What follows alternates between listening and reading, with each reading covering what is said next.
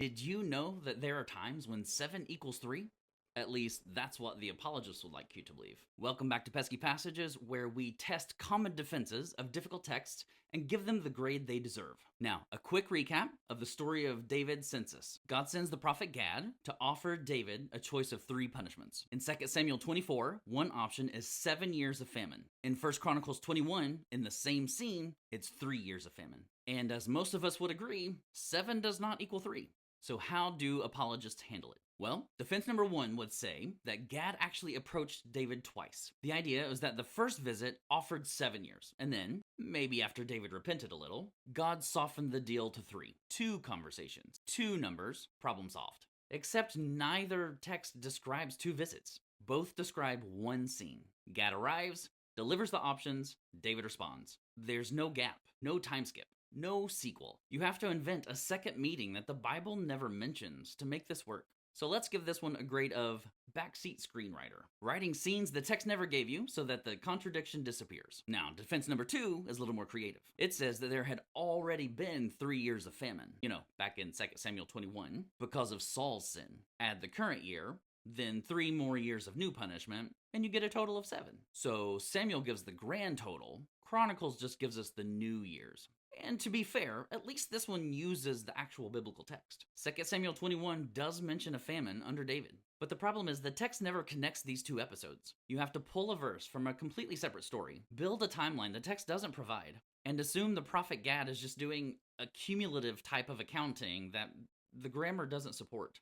It's the best attempt to make both numbers true, but we're going to have to give this one a grade of amateur bridge builder for building a bridge between 2 passages that never asked to be connected. And lastly, the third defense is the most honest. It says that this is most likely a scribal error. The Hebrew letters for 3 and 7 are almost identical. A copyist simply confused them. And some modern translations agree.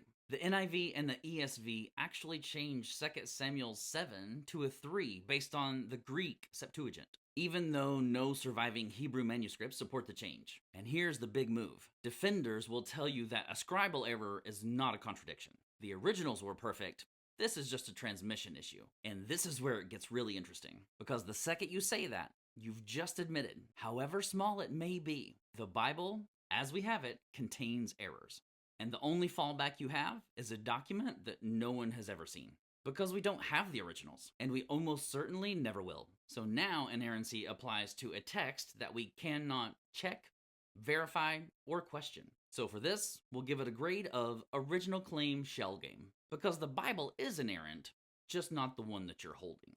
And just as a side note, the translations that change 7 to 3 for you, that's not correcting an error. That's hiding one. If the contradiction bothers you enough to change it, maybe that's a sign that the contradiction is real. Scholars have long recognized that the author of Chronicles was not simply copying Samuel and Kings. He was revising them. He shaped, edited, and restructured the material to serve his own theological goal. The 3-3-3 pattern in Chronicles, 3 years, 3 months, 3 days, looks like intentional literary design. Not a mistake, a choice. And if that's the case, this isn't a copyist blunder.